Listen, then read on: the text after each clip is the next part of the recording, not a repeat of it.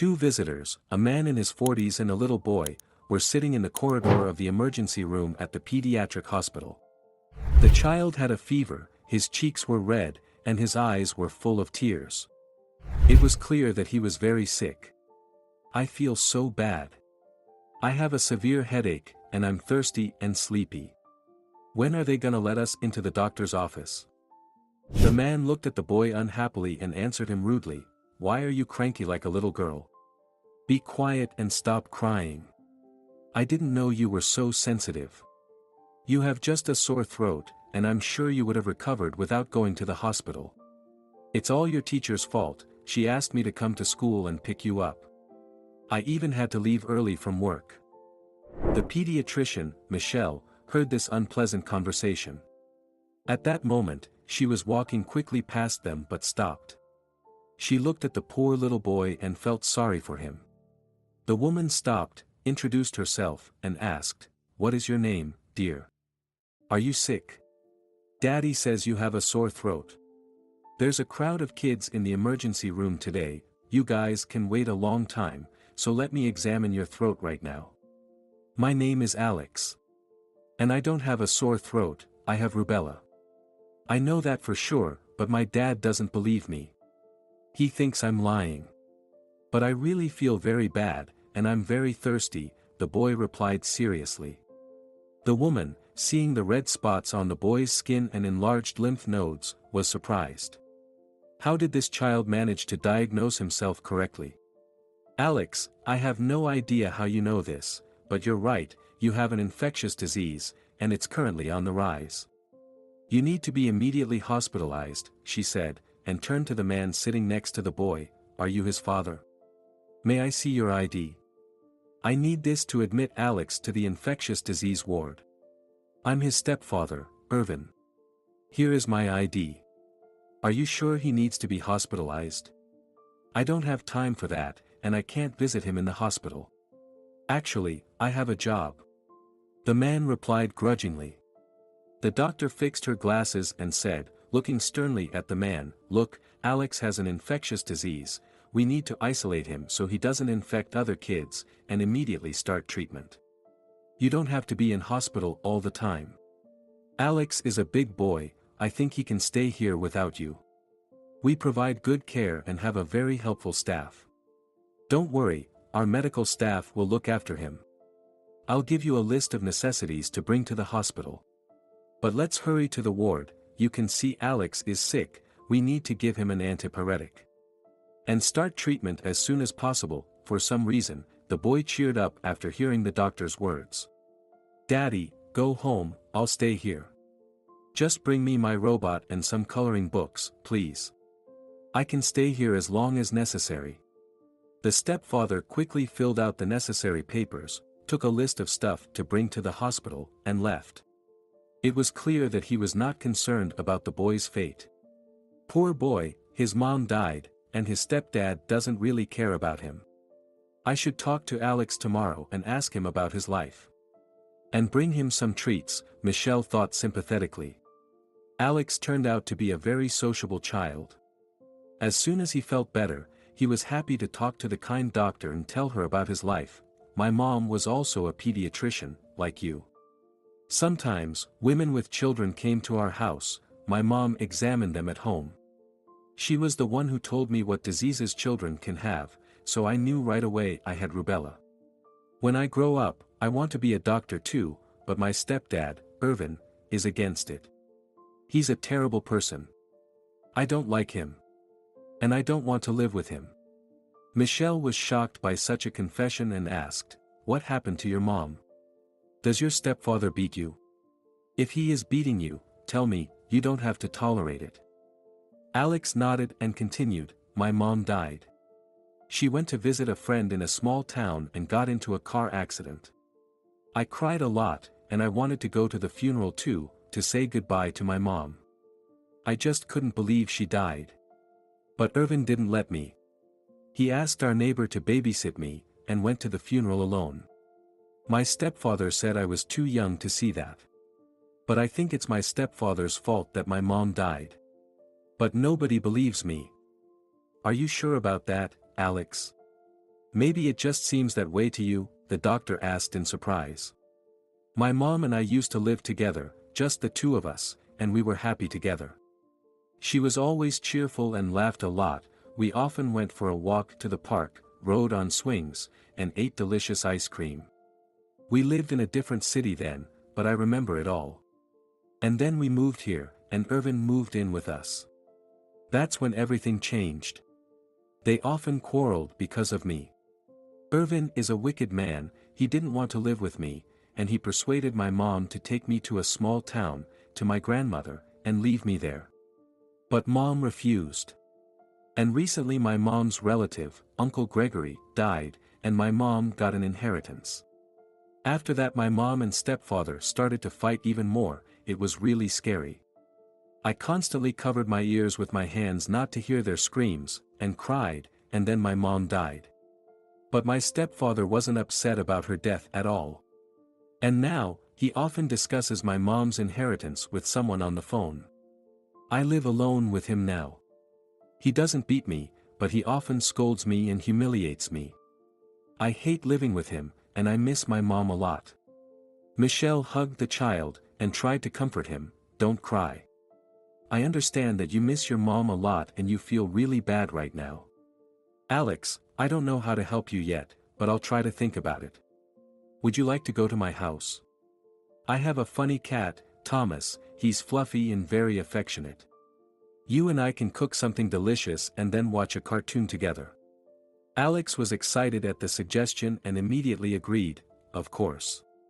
I'd really like to play with your cat. I've always wanted a pet. You are a very kind woman, like my mom. When are we going to go to your place? Won't they scold us for leaving the hospital? Michelle realized that this was illegal, and if the head of the hospital found out, she would be in trouble. But she really wanted to make the boy happy. He was just a child, but he already had so many problems. Tomorrow will be a day off, so there will be almost no one at the hospital. Your stepfather said he will come to see you no sooner than Monday, and the head of the infectious disease department won't be at the hospital either. So let it be our secret. You have almost recovered, and you have no fever. So let's have some fun, the doctor said with a wink. On Saturday, Michelle picked Alex up from the hospital and took him to her house. She felt happy taking care of the boy. They laughed together, joked, discussed the cartoon, and made cupcakes. She could see that Alex really enjoyed being around her too. All this time, she was thinking, how could she help the boy? What if Irvin's hiding something? What if he was behind Alex's mom's death? Michelle managed to find out something about the boy's stepfather. It turned out that he worked in a car repair shop, which means he could easily do something to the car, which caused the accident. Unfortunately, people are capable of terrible things for the sake of money. A curious boy saw a photo album on the shelf and asked, Michelle, can I have a look at this album? I have an album at home too. There are pictures of me and my mom. Sometimes I even look at the pictures and talk to her. Michelle nodded, took the album, and started to show pictures to the boy. This is a picture of me when I was a little girl, and this is me in high school. I used to look funny, didn't I? I was a chubby girl and I had to wear eyeglasses. I was so embarrassed about it. The boys at school were always mocking me. And this is my best friend, Laura. Once she saved my life. That day we went camping and boating, and I fell into the water and started drowning. All the guys were scared and just watched, but Laura jumped into the water and pulled me out, even though I was much heavier than she was. Then we studied together at the medical university. I still think about her often. Suddenly, Alex said in surprise, that's my mom. I'm sure. We have the same picture in our album. So, you knew my mom? Michelle, will you help me? Please.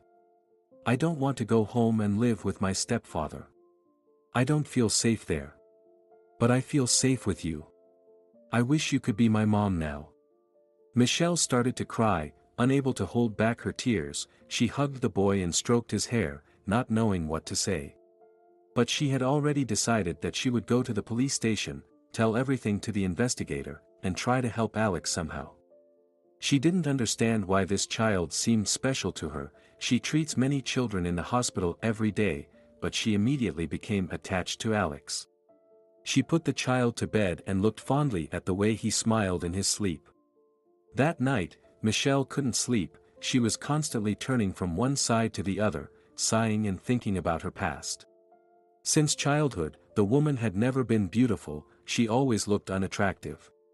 At school, other children often insulted her, but the girl knew how to defend herself. But she was always envious of beautiful skinny girls. She wanted to be like them. And she had no friends except Laura. Laura was a petite girl, so the friends looked pretty funny together. But they learned to ignore their angry peers. They set a common goal: to enter medical university together. The girls were diligently preparing for university, and every evening, they were not at the disco with their classmates, but in the library, studying medical books. And they succeeded. Both of them entered the medical university. And then their lives completely changed. Michelle lost a lot of weight, probably because she didn't have time to eat. And she became more self-confident because no one offended her at the university. The girl managed to take part in all student competitions, didn't hesitate to speak in front of the audience, and devoted a lot of time to studying. And the beautiful Laura had a lot of guys who courted her. Many guys really wanted to see her and waited for her outside the campus. Right after graduation from medical university, Laura got married and left with her husband to another city. That's how the friends stopped communicating. Michelle started working in a municipal hospital after graduation. The girl was doing well at work, but not in her personal life. Michelle also dreamed of falling in love and going on dates, but since she was brought up by a strict mom, she was too shy, always chose modest clothes, and didn't wear any makeup. And she had absolutely no idea where to meet guys and how to socialize with them. But one day, everything changed. She met her former classmate, Mia, on the street. Mia looked at Michelle and said hypocritically, "Well, hello, Michelle. You haven't changed at all, at least you've lost weight."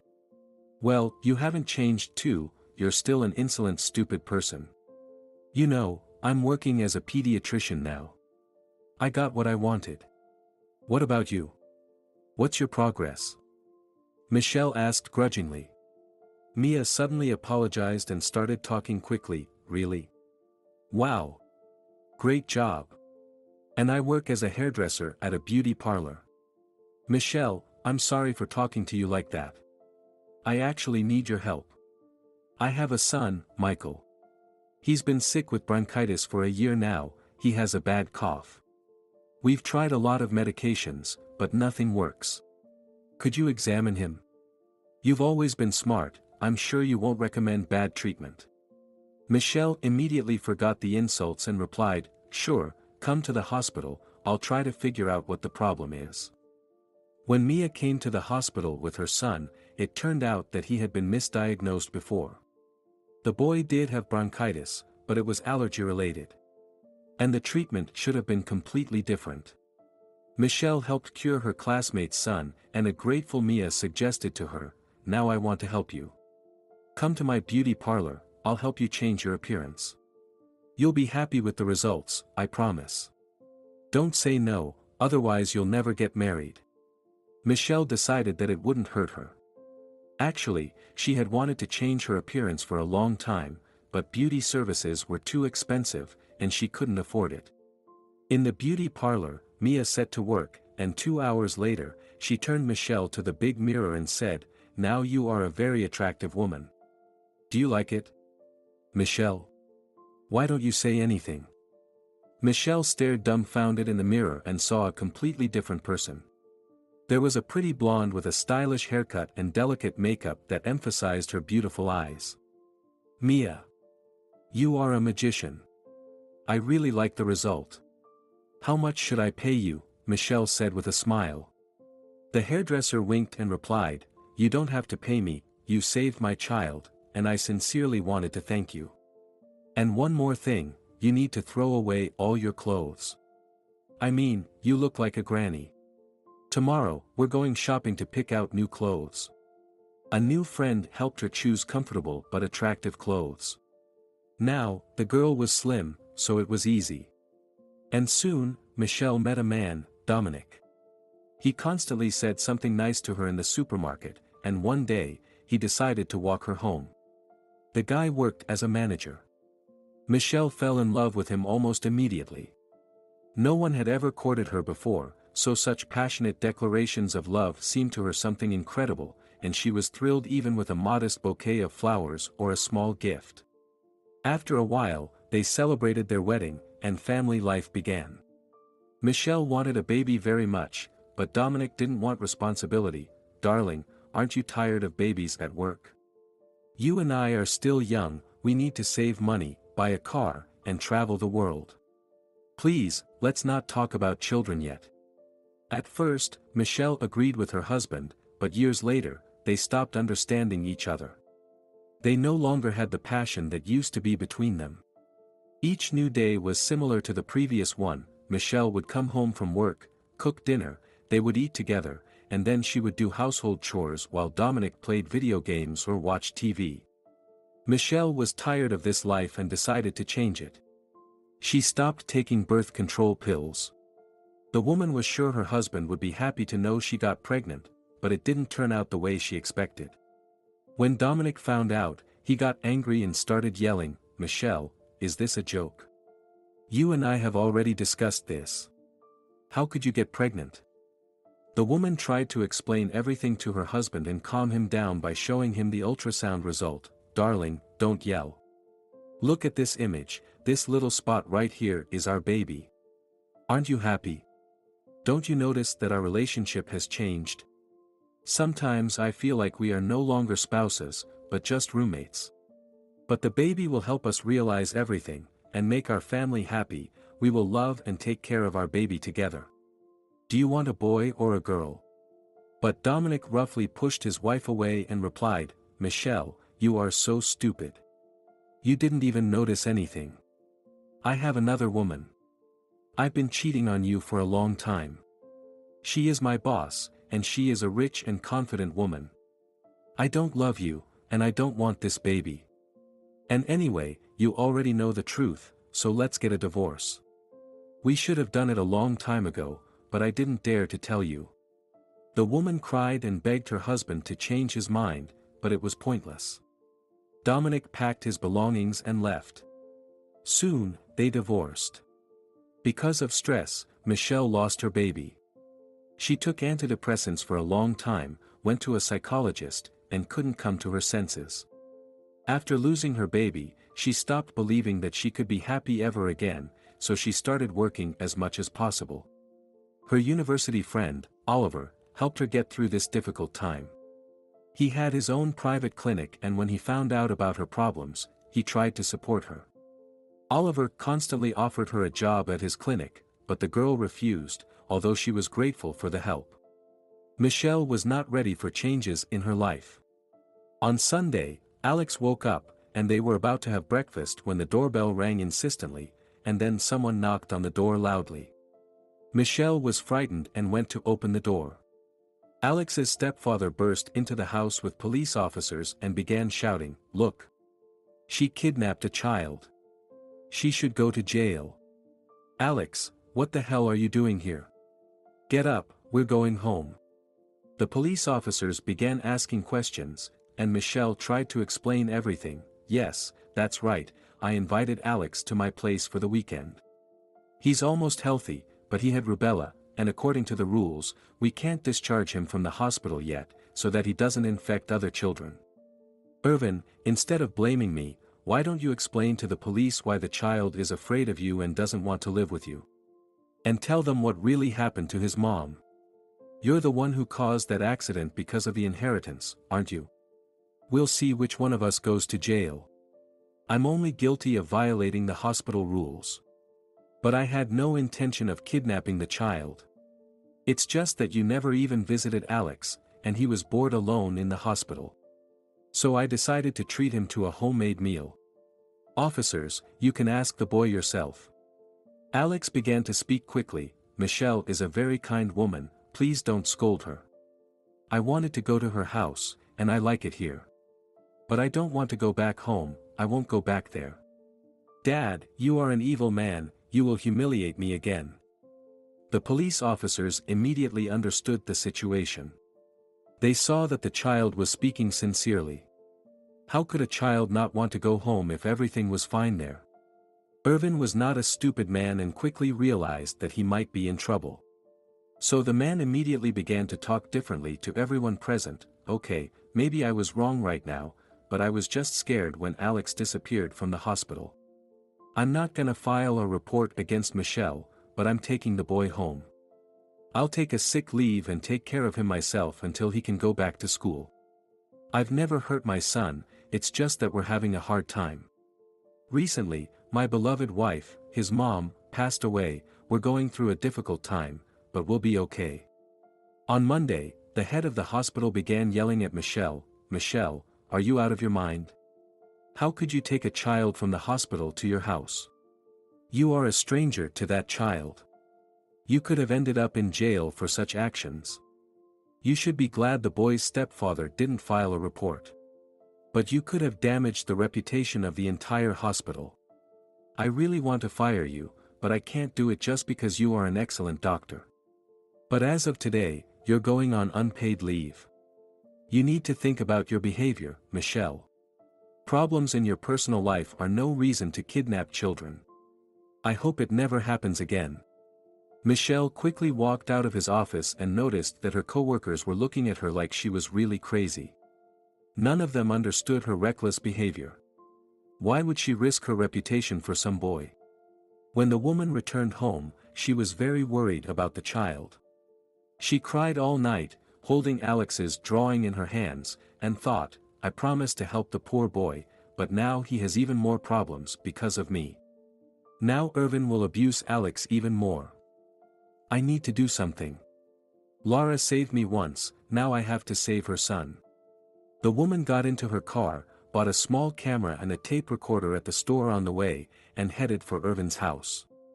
Fortunately, Michelle saw his address when she had entered Alex's information into the computer at the hospital. The woman wanted to find proof that Irvin was abusing Alex. She realized that he didn't care about his stepson, and if it was really about the inheritance, Alex might be in danger. After all, he's the real heir now. Apparently, that's why Irvin got scared when Michelle started talking about it in front of the police officers. He probably has something to hide. The woman took some sandwiches and tea and waited patiently in the car. Soon, Irvin left the house and went somewhere. Michelle followed him. It turned out that he had a meeting with some brunette woman in a restaurant. Michelle waited a few minutes and then entered the restaurant too.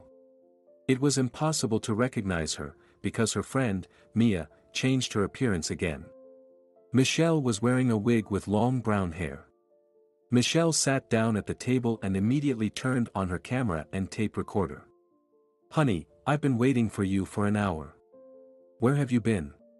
Were you spending time with Alex again? He's a big boy now and can stay home alone, the woman said indignantly. My love, don't be angry. Let's better have a glass of wine.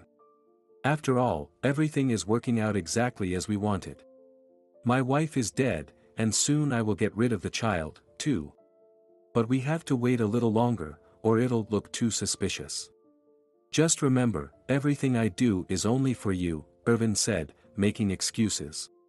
Michelle recorded this conversation on a tape recorder, took some photos, and became even more worried about the child. During the week, Irvin spent every night at his lover's house and Alex stayed home alone. Poor boy, he must be scared to stay home alone, he's still a child. I must help Alex. I'm sure Irvin is planning something, Alex could be in danger, Michelle thought. The next night, when Irvin left for his girlfriend's house again, a woman knocked on the window. Alex looked out, smiled, opened the window, and shouted, Michelle. Did you come to pick me up? Take me away, please. Irvin locked the door, but I'm afraid to stay home alone at night. He yells at me all the time, doesn't let me leave the house, and doesn't even cook anything. I want to come back to you. Don't leave me, please. Michelle could hardly hold back her tears, and whispered to the boy, you need to pack quickly. Take only the essentials. And then I'll help you climb out the window. We'll go to a small town, to my mom's house. We'll stay with her for a while and then think about what to do, I promise. Okay, I'll pack my backpack now. Just wait for me, don't go anywhere, okay? Alex said. Michelle picked up the child and took him to a small town. She was scared because she could end up in jail for this act. But she could not do otherwise, because the child was in danger. Helena was happy about her daughter's arrival, but the woman was surprised when she saw a child. Michelle, are we having company? Why don't you introduce us? What's your name, buddy?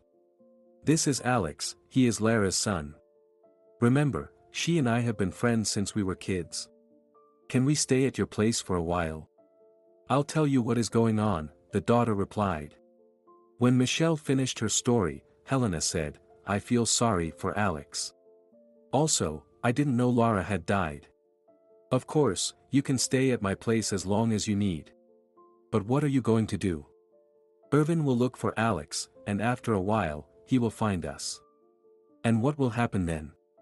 Michelle, you might go to jail. I can't even believe this is happening. But actually, I know Irvin, or rather, I know his mother. Irvin's mother lives in our town, her name is Veronica.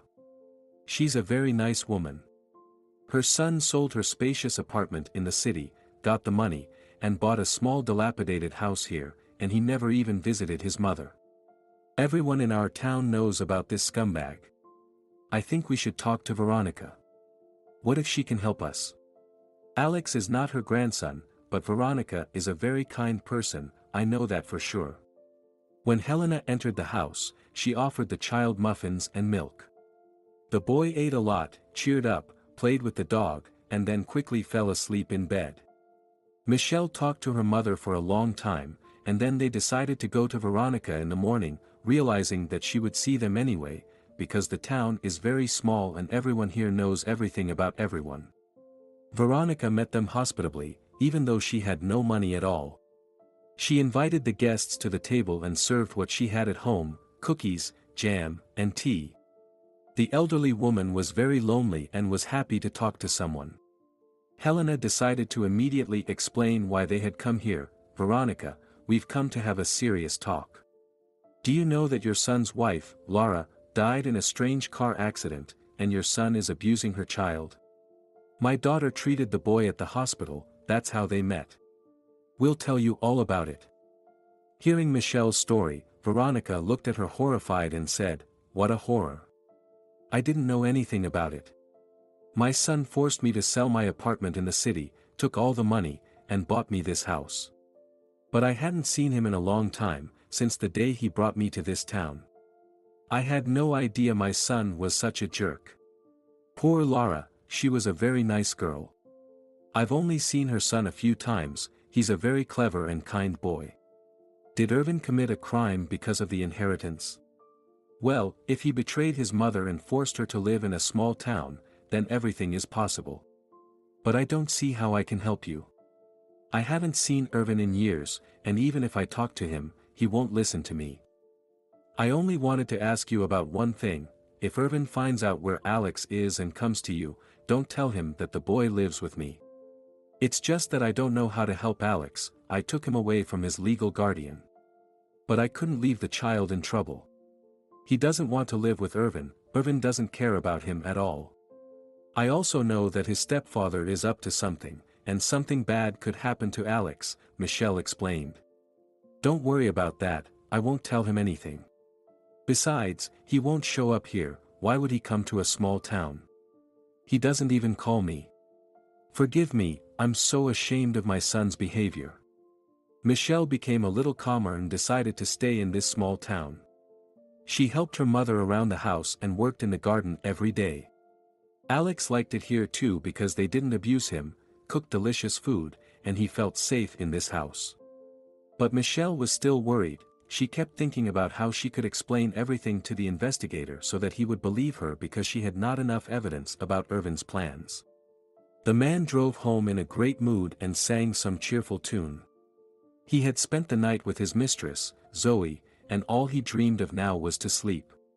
On the way home, he bought some food at the supermarket, realizing that he needed to feed the boy at least sometimes.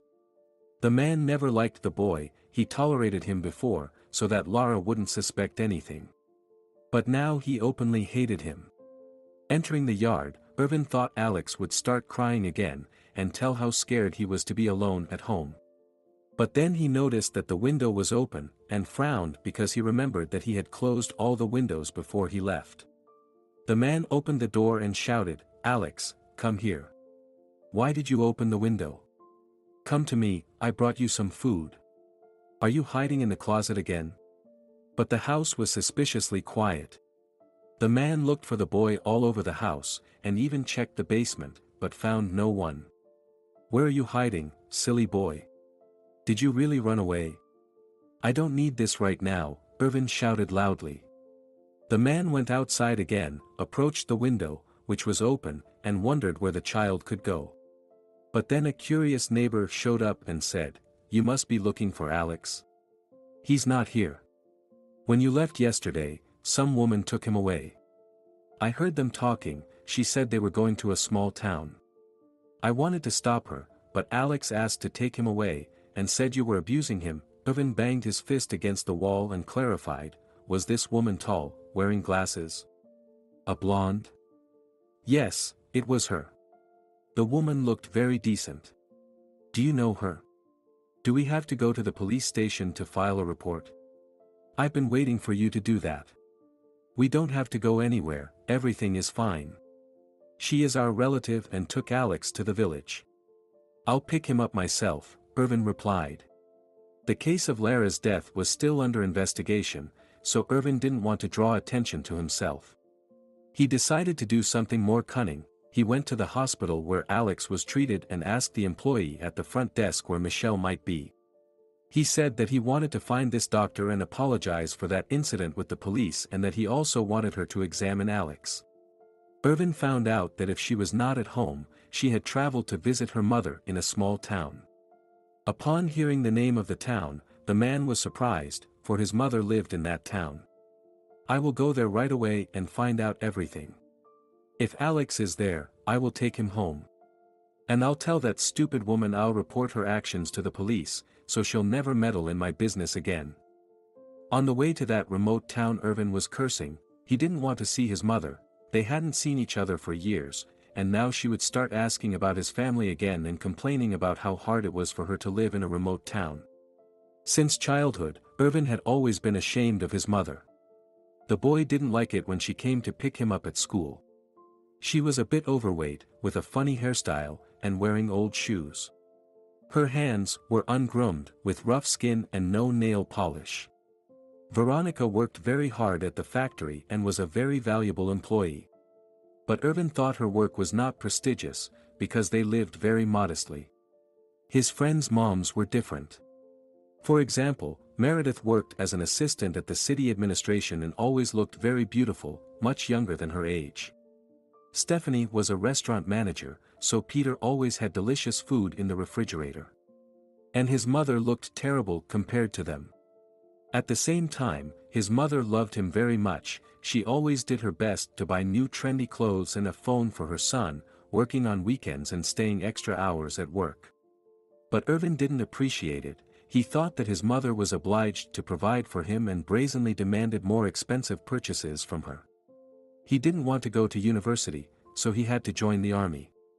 When the guy married Lara, he decided that he needed the apartment more than his mother. But he didn't want to live with Veronica in the same apartment, so he bought her an old cheap house in a small town and immediately took her there, despite his mother's protests. Irvin believed that his mother did not have much time left, and said that she didn't have to wait for her death in a spacious apartment in the city. It was better to die in a quiet town. After relocating his mother to the old house, the man sold her apartment and persuaded Lara to sell her small apartment in another city, then bought a spacious house, and, of course, registered all the papers in his name. After that, he never saw his mother again. At first, she often called him and wanted to come to visit, but her son always refused her, saying that he was very busy at work.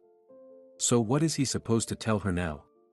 She doesn't even know about his wife's death.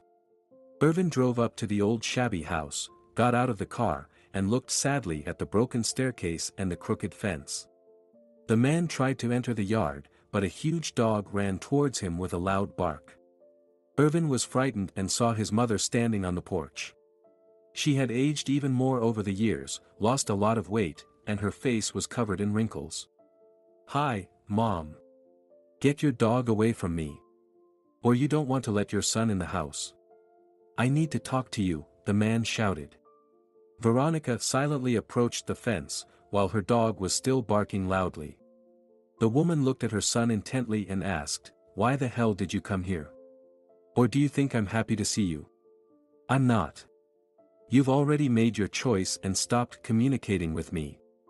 You kicked me out of my own apartment. I've spent my whole life to earn money and buy it. Do you think I don't know what is going on? Why did you kill your wife? Where is Alex? Tell me. I'm scared because you've become a terrible person. Why did Lara die? What do you want from me?" Irvin had not expected such a greeting from his mother, for she had never spoken to him like that before. "Lara died in a car accident, and I don't know where Alex is. I'm trying to find him, that's why I'm here. He ran away from home, a doctor from the hospital helped him. Her mom lives in this town. Did you see any strangers here? I need to find Alex as soon as possible. If I don't find him, social services will disqualify me from being his guardian, I will stop getting payments as his guardian, and I will lose Lara's inheritance. Do you understand? Why don't you invite me inside? Or have you forgotten that I'm your son?" the man muttered, excusing himself. But Veronica was determined and shouted, "Rex, attack him. We need to teach this jerk a lesson." The dog immediately jumped over the old fence and clung to the man's leg, growling loudly. Irvin was frightened, started screaming, and tried to kick the dog aside. "Get out of here, even if I knew anything about Alex, I wouldn't tell you. You jerk. You don't care about the child. All you care about is money. Get out. I don't want to see you ever again." She called to the dog. Rex quickly let go of the man's leg and obediently followed Veronica into the yard. Veronica didn't even look back at her son, she closed the gate and went into the house. Irvin didn't understand what had happened, got into the car, and quickly drove away. He felt like his mother had cursed him by saying such mean words. He couldn't understand why she had changed. After all, she had always been a shy, indecisive woman. Being nervous, he quickly drove onto the highway without looking around. Suddenly, something hit his car at high speed, there was a squeal of brakes, and everything went dark. After her son left, Veronica rushed to Helena and Michelle to tell them everything. Irvin came to me. I yelled at him. I wouldn't even let him in the house and commanded my dog to bite him. Rex ripped off part of his pants, so don't worry. Irvin got scared and quickly left our town. But I think it's risky for you to stay here, he knows Alex is here. Oh my goodness, what am I supposed to do? The boy is doing really well here, he has become cheerful, laughs a lot, and is always walking in the yard. How can I give him back to his stepfather? I've already got used to Alex, I even thought that he could attend the local school. Michelle said anxiously. And then the women heard that the neighbors were shouting something in the street. Going outside, they noticed that Samuel was running down the road and shouting, "There's been a terrible car accident on the highway. A green car and a truck. The driver of the green car survived, they took him to the hospital. That's Irvin's car. He was visiting me today, and he was driving a green car. That's my son. Why did I tell him all those terrible things? It's all because of me," Veronica said, crying. Michelle immediately said, "Veronica, don't cry. Mommy, stay with Alex. I will go to the place of the accident and find out what hospital they took him to. When I know something, I'll call you." Michelle quickly found out which hospital Irvin had been taken to. The doctors had already performed emergency surgery, and now he was in the emergency room. The woman persuaded the nurse to let her in to see the patient. After looking at Irvin, she decided to turn on the tape recorder. She knew that after anesthesia, patients could say something that they would never say under normal circumstances. And that's exactly what happened. The victim kept saying, "Zoe, stop yelling, I'll find Alex and bring him back. Lara, get away from me. Don't touch me. You're gone. You're dead. Yeah, I'm the one who damaged the brakes on your car. And I also put sleeping pills in your coffee to make sure you die in that accident. But it's your own fault. You only had to do what I told you to do. You inherited an apartment and a summer house from your relative. I told you to sell it all and help me start a proper business. That would be the right thing to do. And what did you tell me? No. I won't sell the property, I'll keep it all for Alex. So, Lara, now it's all mine. Alex won't get anything. Do you know why? Because as soon as everyone forgets about your death, he'll die too. Zoe, is that you again? Where's Lara? Have you seen her too? The woman was shocked. It turned out that all her suspicions were true. After that, she immediately went to the police station, found the investigator who was investigating Lara's death, and told him everything, handing over the tape recorder. Interesting details. I think we have to carry out an exhumation. It's been a long time, but maybe our pathologist will find something in Lara's body. A confession is a good thing. But Irvin said it all while under anesthesia, and any lawyer can easily overturn this evidence. We need to find more solid evidence. But either way, Irvin is now a suspect in his wife's death. But now, let's talk about the boy. It's good that you went to the police and told us everything yourself. I understand that you only wanted to protect the child. But legally, you're just a stranger to him, and the child can't live with you, not even temporarily. You need to find his mother's relatives or his biological father. Or the boy should go to an orphanage. You can adopt him only after that, otherwise, you will have a lot of problems. Michelle cried and begged the investigator, but I want to adopt Alex. I promised I would protect him. The boy believes that I won't give him to anyone. You're completely right, technically, I am just a stranger, but I treat him like my own son. Besides, it would be very hard for Alex to stay at the orphanage. It could cause mental problems. I'm a pediatrician, and I know what I'm talking about. I'll find his family, I promise. But for now, can he live with me? The investigator was a father of 2 children, and he imagined how his son would feel in such a terrible situation. After all, the boy's mother had recently died, his stepfather didn't want him, and now he might end up in an orphanage. Okay, you have a week to settle this matter. If you really want to adopt the boy, prepare the necessary paperwork. If we can, we will prove Irvin's guilt. In this case, he'll no longer be Alex's legal guardian. Then you'll have a chance to adopt the boy. And if you find Alex's relatives, and they give you permission to adopt him, then it can be done even faster. In this case, the child won't be living in an orphanage, the investigator explained. Michelle thanked the investigator. The woman already knew where to start looking for the boy's relatives. She drove to Irvin's house and sneaked inside at night. She was lucky, for there was an open window in the attic, and there was a ladder in the yard. The woman tried to find anything that would help her find Alex's relatives. She found Lara's notebook. Alex kept it in his room, probably as a memory of his mom. Michelle took it and quickly left the house. Back in the small town, she started reading that notebook. It turned out that Alex's father was Stephen, Lara's first love, whom she had married years ago. Michelle tried to find him, and she succeeded. She found him on the social network. The man listened to everything, and replied with a heavy sigh, "Poor Lara. I didn't know that. We divorced long ago, and she forbade me to communicate with my son. I feel sorry for Alex because I realize he's my biological son, but I already have another family and a daughter. My wife will never accept Alex. Michelle, I don't know what to do. If I bring Alex into my house, my wife will leave me." Michelle got excited and began to speak quickly. "Stephen, I wasn't looking for you to bring the boy to you. I want to adopt Alex, and I just need your permission. Can you help me? While he lived with me, we bonded, and I treat him like my own child. Alex will be fine with me. Please help me, or rather, help your son. Don't put him in an orphanage, he won't survive there.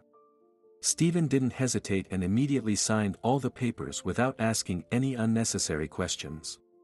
By that time, Irvin had already been deprived of his rights to be the child's guardian, and now Michelle became Alex's guardian. She was insanely happy. Without the investigators' help, she would never have been able to accomplish this so quickly. The woman finally picked Alex up from the small town, and the two of them began living together in the city, as mother and son. The child spent a lot of time with her, and they never had any arguments. The investigator kept his promise and carried out the exhumation. He managed to prove Irvin's guilt, and the jerk ended up in jail.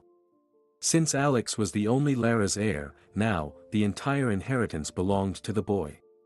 Michelle sold the summer house that previously belonged to Lara's uncle because she had no intention of moving to another city. She used the money to order and install a monument on her friend's grave, and also helped Irvin's mother, Veronica. Michelle thought that the granny would be willing to move back to the city, but she refused. Veronica got used to living in a small town and fell in love with that remote place. Michelle helped her repair the house, fix the stairs, and make a new fence. Now, the house was warm and cozy. The granny thanked Michelle sincerely. They became friends and even visited each other on weekends. Michelle didn't go back to work at the municipal hospital, even though her vacation was over long ago. After that incident, her colleagues stopped talking to her. They didn't understand why she'd risk her career for some orphan boy. The woman decided to call her friend Oliver, who had repeatedly offered her a job at his private clinic. The working conditions there were better, and the salary was much higher than in the municipal hospital. "Hello, Oliver. It's me, Michelle. Do you still have a chance to hire me?" The man immediately replied cheerfully, "Hi, Michelle. I can't believe my ears. Did you really decide to quit the municipal hospital? I just can't believe it. I always have openings for professionals like you. Come to my clinic tomorrow, and we'll discuss everything. Can we meet on Monday? My son, Alex, is sick, and I don't want to leave him home alone." "Wait, what? Do you have a son? Are you kidding me? Michelle, you didn't have kids just a month ago. What the hell is going on?" Oliver asked in surprise. Michelle replied mysteriously, Oliver, my whole life has completely changed in the last couple of months. Yes, I have a son now, he's 9 years old, and I'm happy to be a mom. But it's a very long story, I'll tell you about it on Monday. Do you and your wife already have children? I'm single now, we divorced. But it's a long story too. I guess we'll have a lot to talk about, Oliver said quietly. The meeting of friends went well. Oliver made coffee, opened a box of chocolates, and they started talking about everything that had happened lately. Michelle talked emotionally about her life, about what a wonderful boy Alex was, and how much she loved him. Oliver was happy for his friend, and as always, supported her. And then he told Michelle about his life. "My wife recently left me for another man, and now I'm single. Honestly, I can't really understand her choice. Anyway, you can get to work today. Other employees will help you get used to the new atmosphere. Michelle, I'm so glad we'll be working together now. Oliver, why don't you visit me and Alex tomorrow? I'll make your favorite salad and ginger cookies. Come over in a good mood," the woman suggested. "Sounds great. Thank you. I'll be happy to meet your son, you know how much I love children, I'm sure we'll make friends," Oliver replied excitedly.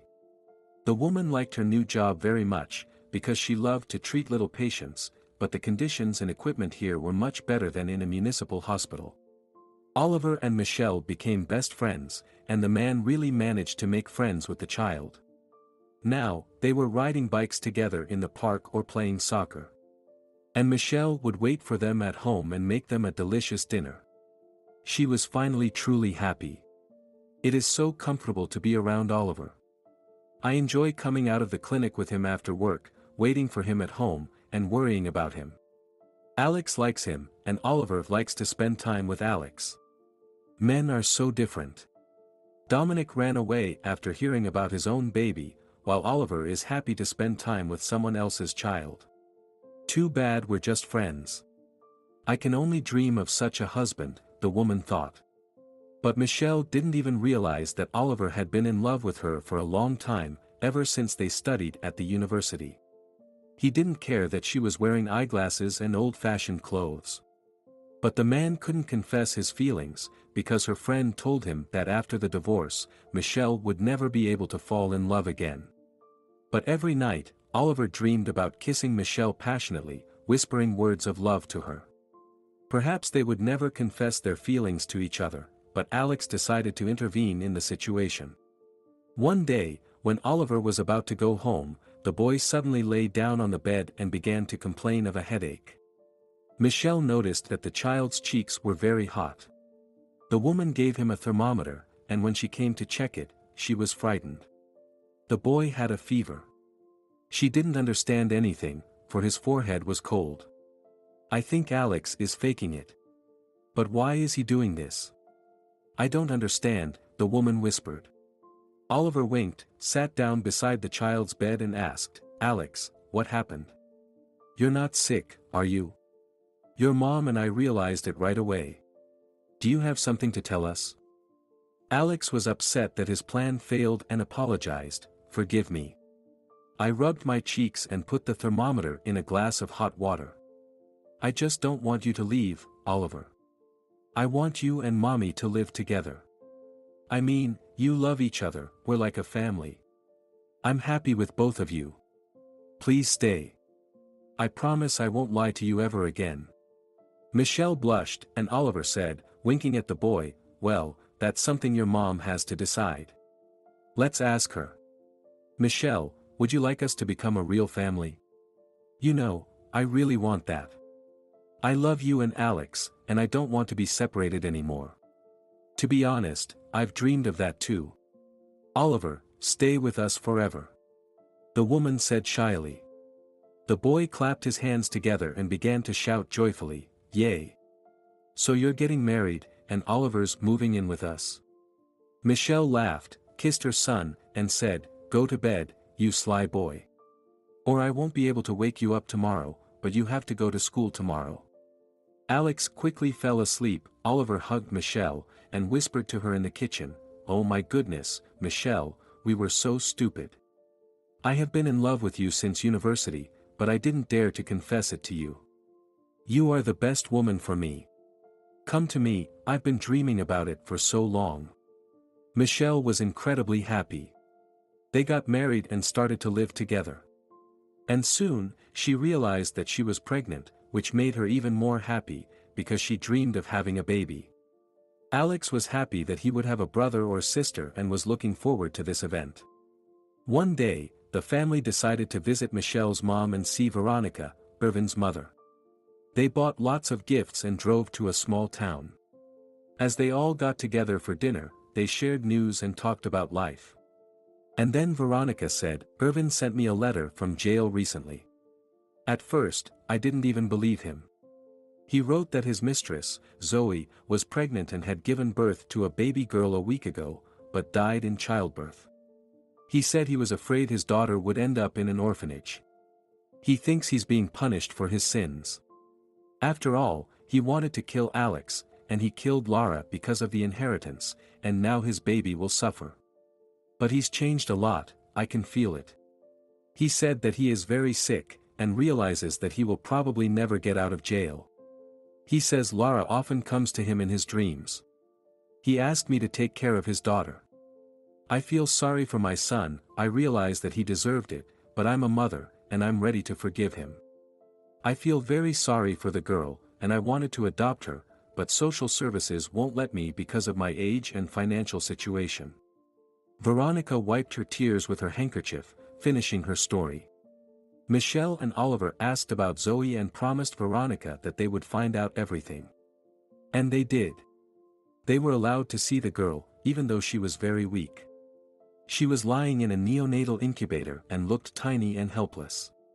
What an unlucky baby.